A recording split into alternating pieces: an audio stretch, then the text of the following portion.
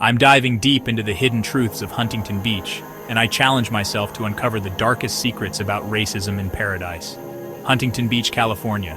It's a place where the sun always shines, the waves are always crashing, and the vibe is always laid back.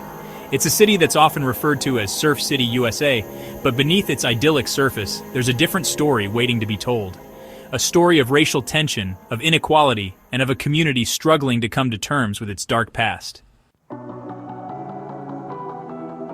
Racism in Huntington Beach? It's a topic that's often swept under the rug, but it's an issue that affects so many people in this city. From racial profiling to discriminatory policing, from biased housing practices to unequal education opportunities, the list goes on and on. And yet, despite all these problems, Huntington Beach continues to be seen as a paradise, a place where everyone can come to escape the troubles of the world. But the reality is far from that. Racism in Huntington Beach is a cancer that's eating away at the very fabric of this community. It's a problem that's been ignored for far too long, and it's time that we started talking about it. It's time that we started listening to the stories of those who've been affected by it, and it's time that we started taking action to make a change. So buckle up, because today we're going to dive deep into the darkest secrets of Huntington Beach, and we're going to expose the ugly truth about racism in paradise. I've heard dozens of locals who've shared their stories of racism and discrimination in Huntington Beach. From the African-American woman who was stopped by the police for no reason, to the Latino teenager who was bullied at school for being different. These stories are heartbreaking, and they're a testament to the fact that racism is very much alive and well in this city. One local resident, who wished to remain anonymous, told me about the time she was denied a job at a local restaurant because of her race. I knew I was qualified for the job, she said, but the owner told me that they weren't looking for anyone like me. I was devastated, and it made me realize that Huntington Beach isn't as welcoming as it seems. Another local, a young man who's been stopped by the police multiple times, told me about the fear and anxiety that comes with being a person of color in Huntington Beach. I'm always on edge when I'm driving, he said. I'm always wondering when the police are going to pull me over and what they're going to say to me.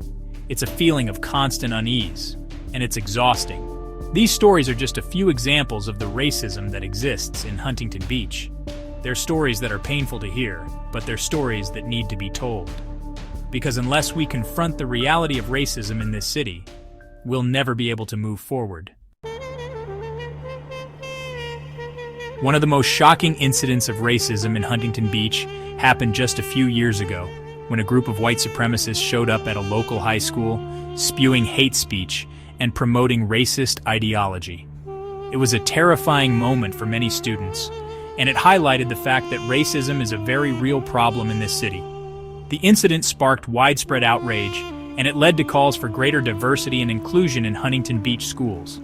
But it also exposed the deep-seated racism that exists in this community, and it showed that even in a place like Huntington Beach, where everyone is supposed to be equal, there are still those who believe in white supremacy.